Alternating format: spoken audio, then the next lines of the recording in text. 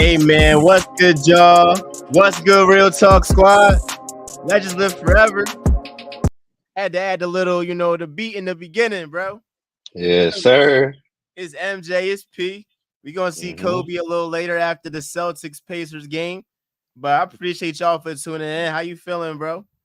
Man, I'm feeling good, dog. It's time for Watch Tatum do his thing again tonight. Go up 2-0. So, I'm feeling good, man.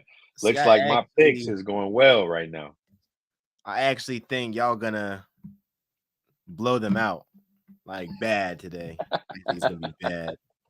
It's gonna be bad. I mean, that Yeah, game it's gonna be a just good one. that game got me so mad. But I do want to react. We got a couple of stuff we're gonna talk about. We're gonna talk about our reactions to the Timberwolves and Mavs. We're gonna talk about Mhm. uh recent news today. JB Bickerstaff, he got fired by the Cleveland Cavaliers. And then last thing, I saw this clip of Ella Duncan for ESPN was basically calling out people that said the women are hating on Caitlin Clark. We're gonna talk about that. But first thing, title reaction to the Timberwolves versus Mavs. You were on record saying that the Mavs win in 6. The Mavs took game 1. Mhm. Luka, Kyrie, 30 plus points. Kyrie, 24 points in the first half. Luka, 15 points in the fourth quarter. Mhm. And wasn't very efficient. Cat, Mhm. he said that he was shooting tour dates like June 20th.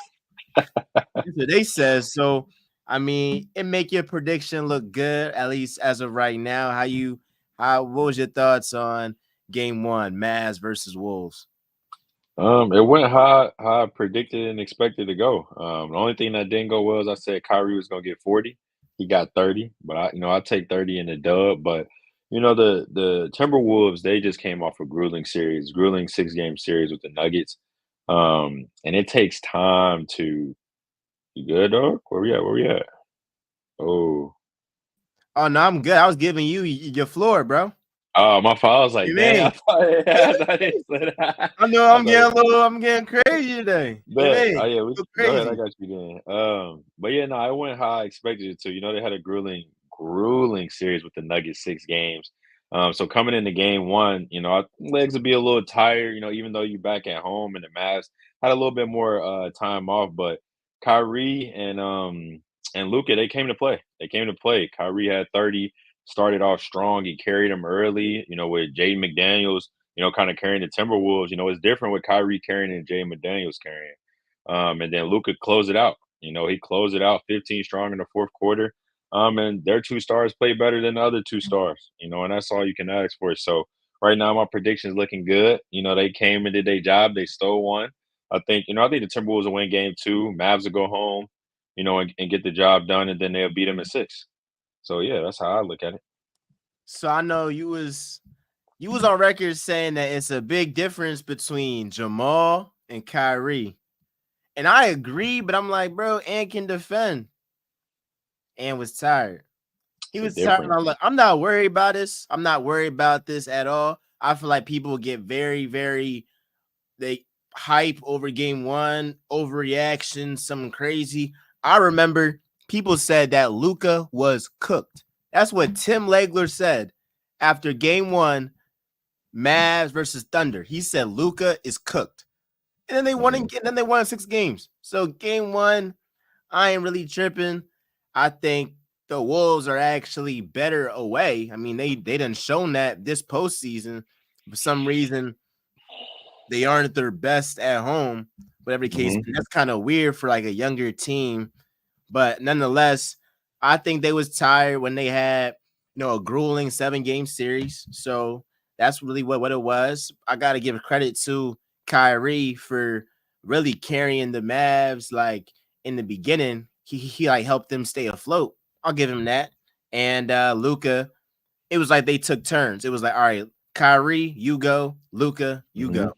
And so Mhm. they done a good job of mastering that. And you kind of saw like that big game from both of them. Like we ain't see this in the Thunder series. Surprisingly, not like this from Kyrie, not like that, from Luka. Both of them having 30 Mhm. and winning. So I feel like that's a good sign. My thing is, all right, Luka had 33. Kyrie, he had 30. Mm-hmm. And Cat went a combined 6 for 23 from the field. True. Wolves only lost by 3 points. So the True. Wolves I can go want to. I back and want be to like, hey, respond to look, that. the Wolves can go back and be like, look, we ain't play our best ball. Both of our star players offensively weren't on it. Yes, Jaden McDaniels was out of body. I mean, he was going crazy, but I think with Cat and Ant playing that bad, they're not going to play like that again. And so, that's encouraging, I think, for the Wolves to be like, well, if Cat and Ant were abysmal and we were still in the game with the Mavs superstars playing like the superstars they are, Mm-hmm. we good. I don't see it that way though. I don't see it that way, and this is why. Because, like you said, Jay McDaniels played out of body. Nas Reed stepped up big. Nikhil Alexander Walker stepped up and made some big shots. Are those guys going to play like that every game? I don't think so. But another thing on the flip side, PJ Washington was like 1 for 7, 1 for 8, something like that, 1 for 9. He doesn't typically play that bad. Daniel Gafford, he gave you an okay game. He got a few drop offs, few dunks, but he also can do a lot more. Derek Lively can do a lot more. We know Tim Hardaway Jr. is bound to have one killer game, in there somewhere. And so I think Mhm. it balances on both sides. So yeah, the stars on this side didn't play well, but their co-stars or their company that they keep played pretty good. And on the other side, our stars play well, and our stars are able to get the job done. So I think overall, like it's gonna balance out how it's gonna balance out. I think the Timberwolves get game 2, but to the point of it's different guarding Kyrie Irving than Jamal Murray. It's a complete difference. It's a different type of guarding. You're guarding a different type of scorer, a different type of attacker. You're guarding different moves. Jamal Murray is very ball screen heavy. He's going way. He's going to other. He's going to give you a hesitation, and then he's making his read. Kyrie is going to let you dictate how you want this to go. If you want to cut me off here, cool, I'm gonna go here. If you don't want to cut me off here, I'm gonna keep going here till you cut me off. Then I'm gonna go here. Try to beat me to the spot, I'm gonna step back. And you gotta guard all of that and then come down and be the best player on offense for your team too. That's a long night, dog. It's a long night. It's different being able to get that little ball screen and play off the switch here and there. No. You gotta guard me. You ain't switching off. None of that. You gotta guard me, and that's what it's gonna be. And you called me out. And I get to use that as motivation too, because that's not just for one game. That's gonna be for the whole series now. I So mean, yeah. yeah. I mean, So look, yeah. Kyrie he's proven my point of an argument I have that he's one of, and especially if the Mavs win this, is two things I'm about to say. One is about Kyrie being in the discussion for one of the best number 2 options in NBA history. Obviously, Scotty's number 1 is not even a question. Scottie Pippen, Mhm. 6 chips. You already know that. Everybody know that. People Mhm. can say a young Kobe with Shaq. People can say that. I still look at Kobe himself like I don't look at Kobe. I don't even care if it's young Kobe. I look at Kobe's never Kobe. been a number He's a 2. he's a one. I just don't care. But if Yeah. somebody want to like single him out to be like when he was younger, I ain't mad at it. But other than those two guys, Kyrie, if he go all the way this year, we talking about the best number 2 option, the second best number 2 option, maybe third, like top 3 at least, top 5 at worst. Mm.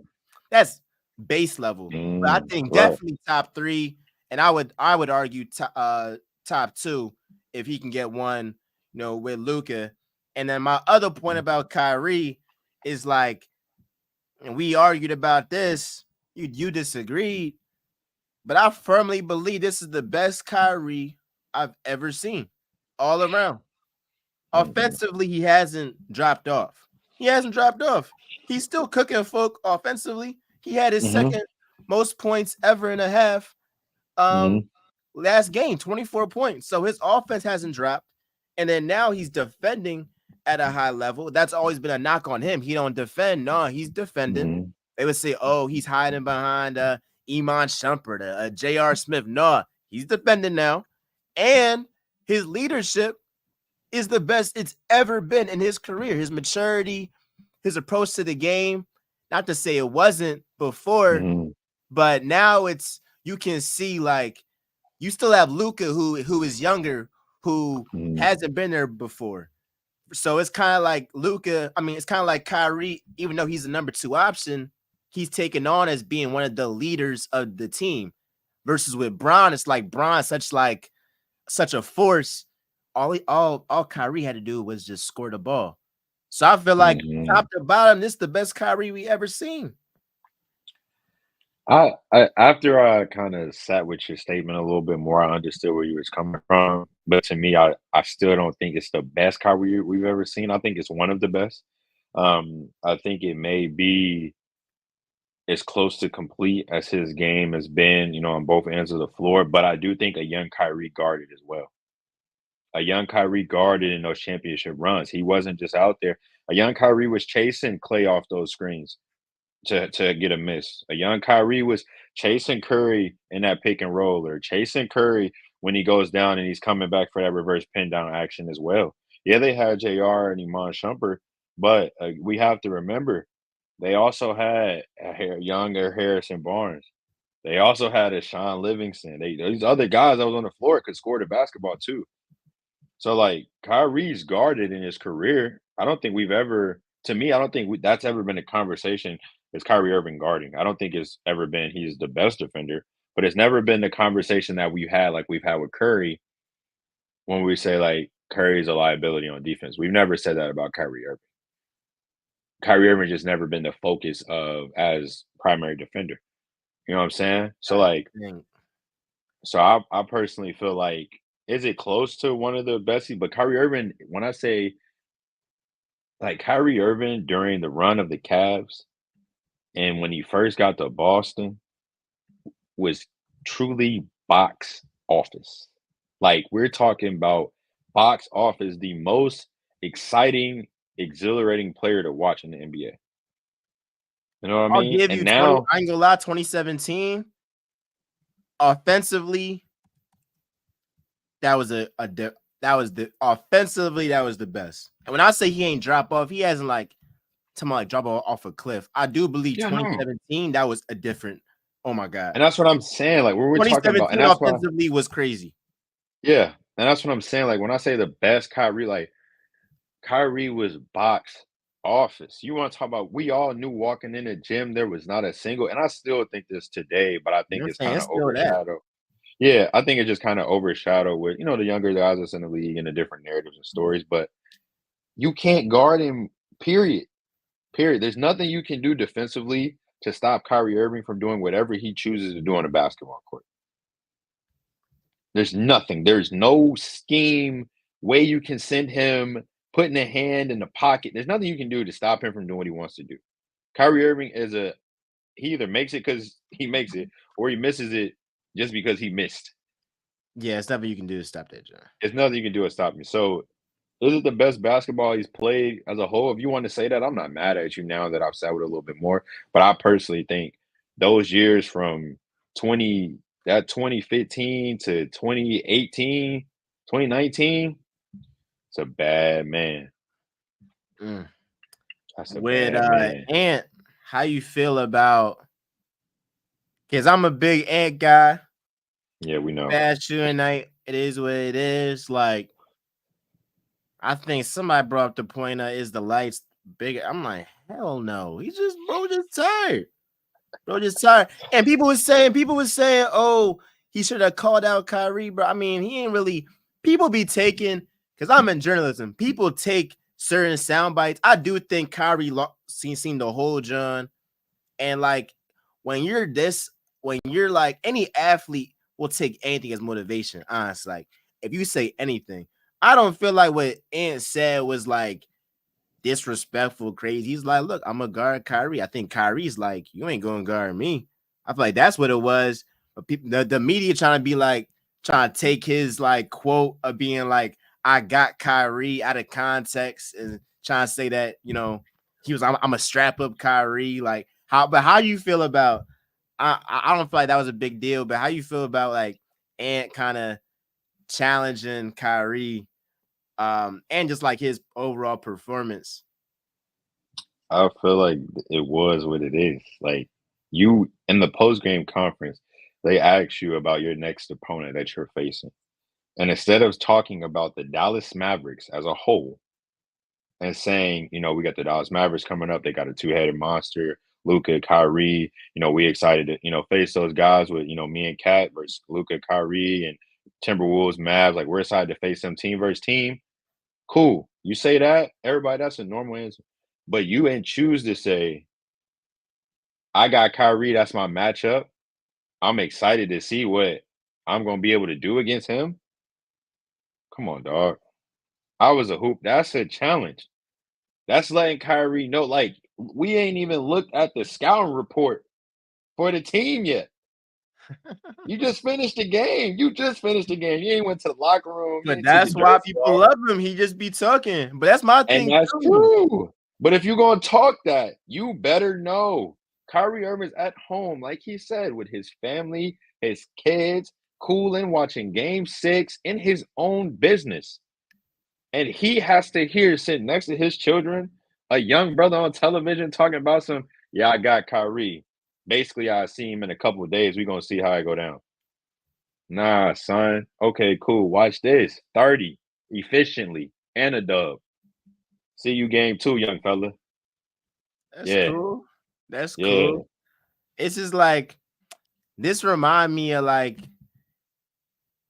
people love, and I'm not saying this you, but like some of the people that's like, oh, how dare him call out Kyrie?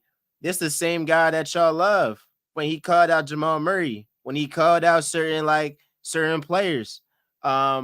When he told, when he said, hey, look, they got KD, we got Jaden McDaniels. And it's like when it work or when they win, everybody love it. When they lose a Mhm. game, now it's like, oh, how dare he? So I mean, it's part of sports. Like Yeah. even like in football, like in football, right? My favorite guy, Jalen Hurts. What will he say when the Eagles was winning on the way to Super Bowl? Keep the main thing the main thing. Same thing. And they start Yeah. losing, and they's like, oh, why is he just saying the same thing? It's like Hey, he it being the is what it same way. is. He's It being the is what it same is. way. It's Yeah. not the same result. That's my thing. I don't really care. I don't think you really care. It's just like, No, I you, love you it. just gonna I have to love it because no, I you have love to it stand because on it. that's Yeah. Ant. Yeah, I love it because that's Ant, and I love it because he's authentically him at all times. Like he did it in series 1 with the Suns. He did it with Jamal Murray in series 2 with the Nuggets. He's done it with Kyrie. Hey, the man has already called out the Team USA roster saying, "Why would I come off the bench? I understand Dwayne Wade did it for Kobe, but this team don't have no Kobe." Ah! So, He so said like, that? he said that. Oh shit. So like that's Anthony Edwards. That's who he is, and I love him for doing that because he brings that competition, that head to head back. That I'm coming to take what's mine, and if you're that good, stop me and make me have to face some adversity. And I love that. I love So that. like honestly, I know before y'all touched on, oh, he gonna need a PR guy. That's why I don't want him getting a PR guy. No, stay the same way you are. Just don't be cussing. Just don't be cussing or all that. I mean, people be cussing all the time. I don't really care, bro. Just be the Yeah, same way. Be the same way you are, and because it be I- boring out this joint. Everybody want to be politically correct. Oh, I'm just looking forward to the next matchup against the Mavs. Like, no, call out who you was gonna call out. Like, just do it. Like, it's entertainment, bro. Like, that's that why I is think fact. that's why Ant he got that swag. Like, this Mhm, that's my guy. Now, switching over to the Cleveland Cavaliers earlier today, JB Bickerstaff, he was let go by the Cleveland Cavaliers. And agent was announcing, I'm gonna pull up his tweet real quick, but he was basically saying that the Cavs was like, we want to advance deeper in the playoffs. That's the reason why mhm, that's the reason why we like let go of him. And they say, mhm. here's what they say: the Cleveland Cavaliers dismissed coach JB Bickerstaff on Thursday. Bickerstaff led the Cavs to conference semifinals. and won 99 regular season games in past 2 years. But change comes with hope of advancing deeper in the playoffs. And like my Mhm. thing is, this is total BS to me. It's total BS to me because it's like if you don't like the guy, say it. Obviously, they can't go out here and say I don't like the guy, but that's not even a valid reason, bro. First of all, Darius Garland, look at all his stats from the regular season to the postseason. He did Mhm. not show up. He didn't show Right. up. He did not play good in that closeout game. Not to mention Mhm. the injuries. Jared Allen out for an entire series against Celtics. Like that, Mhm. you were cooked there. And then Donovan Mitchell was out for multiple games for what game 4, game 5, and Mhm. Karis LeVert out for game 5. And y'all still, it wasn't like the Cavs just laid over and just got blown out by 40. They was still competing. It was just, they playing the Celtics, 60-win Right. team. Like, so I didn't like the move. Mhm. On another note, I do think the Lakers should be looking at JB because y'all looking at these coaches, or not even these coaches, these guys that never coached before ever. They do podcasts with LeBron, but y'all looking Mhm. at them when you got a coach who is experienced, who's a proven playoff coach in terms of like getting his team to the playoffs. Like, you feel me? I would say the Lakers should look at him. But what was your thoughts on the firing? I think it was premature. I think it was premature. I mean, he's been a successful coach. They've had back-to-back winning seasons. They've made playoff runs before JB got there. The franchise was in a bit of an array. They were trying to figure it out after LeBron exit and how to put it all back together. And I think with the pieces that, excuse me, I think with the pieces that were given to him, he's made the best of what could be done at the time. And it's not his fault, that his starting center's out, his starting his star player Donovan Mitchell is out for the last 2 games. You have Darius Garland who kind of struggled in that series. It wasn't his normal self and his high energy and efficient self that he is. I think the moment was kind of big for him, and that series before with the Magic, I also think was grueling for the Cavaliers as well. But I think JB Bickerstaff did a wonderful job with that team that he had, and him and his staff were phenomenal. So I think it was premature. As far as him going to the Lakers, I'm not sure. I think that position with the Lakers is it's an interesting one because there's a lot that goes into play, and you have to be a coach that can coincide with LeBron James if he's there, and you have to be a coach that understands the market of the Los Angeles Lakers and understands what comes with that. He just got fired prematurely from Cleveland, so what is it going to be like in LA? You know what I mean? So it's about taking the right job that's also the right fit for you, not just for the name and the brand. But I think JB Bickerstaff will get another coaching job. Just not sure where. For sure. Yeah, it'll be interesting to see if the Lakers they like stick with because it's been reported that they want or like at least JJ Redick has impressed them a lot, Yeah. and then Sham's Yeah. going to report. Um, I don't know how this journalism stuff works. Like they have an agent, so LeBron's agent goes to Shams. They say sources. It's the direct source that says LeBron is not involved in the coach's search. You telling me the guy who he has a podcast with, he has no inclination, nothing. He's not in nothing. Oh no, I'm out of it. You know what I'm saying? Right. You know the thing when they do the podcast on a Tuesday night, on a Wednesday morning, that Right. they don't talk about the Lakers at all. Like, come on, bro. Like I miss me with that. But our last topic, actually a really good one that I'm passionate about that I just saw like before we began this episode was you know this topic of girls hating on Caitlin Clark. And we got into heated debates ourselves with Diane Taurasi and her saying reality is coming. I was like, she's hating.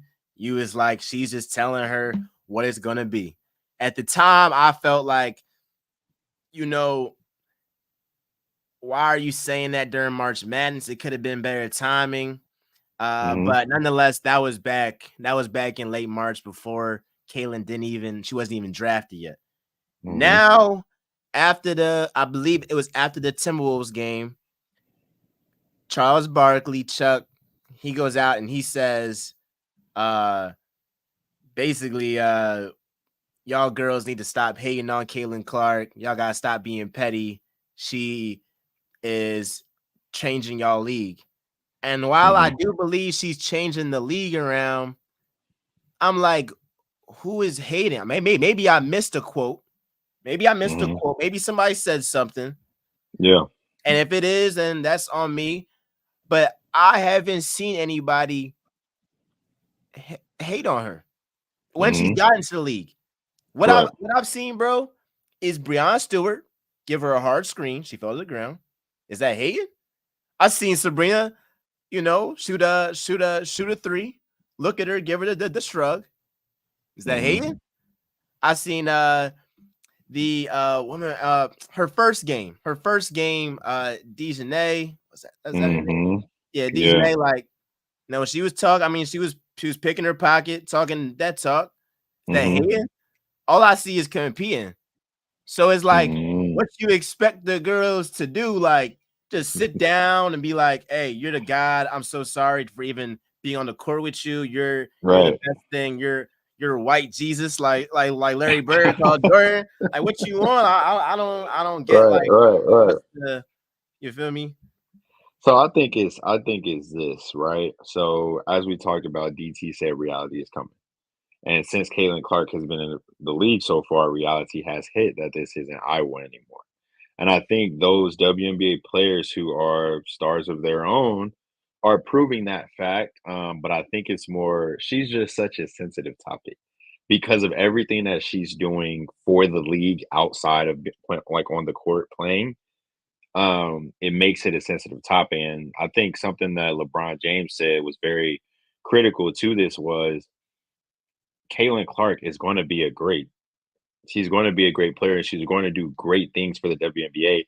But he says, I understand where she's at because I was that at 18 coming into the league, Mm, having all of these expectations, having to live up to everything that they put on my name to do. I've been there and I've done that. And right now we're criticizing everything she does and is doing because of that. And she's a young kid trying to fulfill and live her dream. yeah, And, and he said the same thing about Bronny, like, we're criticizing and ridiculing this kid who's just trying to achieve their dream and be great at the thing that they always wanted to do. So I don't think the women in the WNBA are saying anything bad. I haven't seen anything bad. I think the public might be. I do think like the public and the media are, saying all these things because Caitlin Clark hasn't quite had those back to back consistent epic games that we're used to seeing her having. yeah, But I think time will tell, and I think she will slowly but surely figure it out. But it's just so much that's coming along with her from the charter flights to the Wilson deal, the only one that's done it since Jordan, to the yeah. That's all crazy. these things. And then you have other stars that we know in the league that haven't had these opportunities or got to do them. And the public and the media are more so attacking her for that than the players are. And I think Yeah, that's the confusion. But I don't know, man. I think they need to let Caitlyn be Caitlyn, and I think they need to let her just take her time to figure it out. And they better. And I'm gonna say this because Deion Sanders said this last football season about his Colorado Buffaloes. You better get her while you can. You better get her now, because once she figures it out, she gonna take off. oh, She gonna take off. She uh, gonna take off. I And 100%. then we're gonna see who has something to say. I 100% agree. I don't think the players. I think the players in their heads are like, we wish it didn't take her coming in for us to get this spotlight. I do believe that the players. I mean, it's human nature. Like, you're gonna be like, Yeah, we've been but doing this. it We've been starts doing somewhere. this. Yeah, and like, it's nothing to. I don't hold it against them for believing that. Like, privately, or like saying that, like, Hmm. when they together. I haven't seen nothing publicly. I do, like, when I see the comments and stuff like that, people be like, why y'all trying to presser, like shove her in our face so much? Because what are you talking about? She's the number one pick. What are you talking about? She's number one pick. I also think with that statement right there that Angel Reese does deserve more in that same space because Angel Reese has the same popularity that Caitlyn did coming out of college, and she's playing a lot better than Caitlyn is right now. And she's also doing a lot of deals just like Caitlyn is. So I think that's more of equality with both of them, considering they are the Magic and Bird for the WNBA. No, they the Magic and Bird for sure. They both growing like the W. Like Angel Reese, that's a superstar right there. Like what she doing, Superstar. that's that. It's nothing really. She's more of a superstar than Cam Brink that I've seen. I've seen a lot of Cam Brink, phenomenal player, but it should come on, it's Angel Reese, bro. Like Angel Reese, Miss LSU. Like come on, Angel Reese. It's not even. But it's just like I had a video where I said probably my last point where I said like I was praising Caitlin Clark. I seen this one comment. It's like you praising Caitlin Clark because you hate Angel Reese. I'm like, all right, here we go. I'm like, was this how it was? I'm like, was this how it was when Magic and Bird was in the league? I'm like, damn. That's how it was. Like, so if I praise Caitlin, that means I'm an Uncle Tom. I'm just against black folk. I'm against black women. Like, and then it's like if you praise Angel Reese, it's always gonna be somebody. It's always gonna be somebody that's saying, so you just gonna forget about what Caitlin's doing, all this stuff. So it's always gonna be someone. They are always going to go hand in hand with one another. That's just the way it's going to be. They're always going to go hand in hand. They're always going to be side by side in whatever they do when it comes to winning awards, championships, sponsorship deals, but even just the average conversation. They're always going to be hand in hand, just like Magic and Bird are. But the thing about Magic and Bird, they both made sure each other got the proper shine that they needed. And they became the greatest of friends. And behind the scenes, people don't know that Angel Reese and Caitlin Clark are really good friends. So I'm excited for both of them. But yeah, that Angel Reese is a bad woman, boy. Oh yeah. Oof. Man, listen, she a dog. That girl can hoop. She a dog. Well, look, y'all.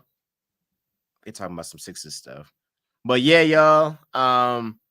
We gonna get back to this Let's Live Forever right after this Celtics versus Pacers game.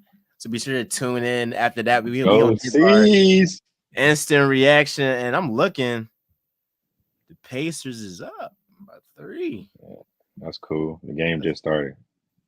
You feel me?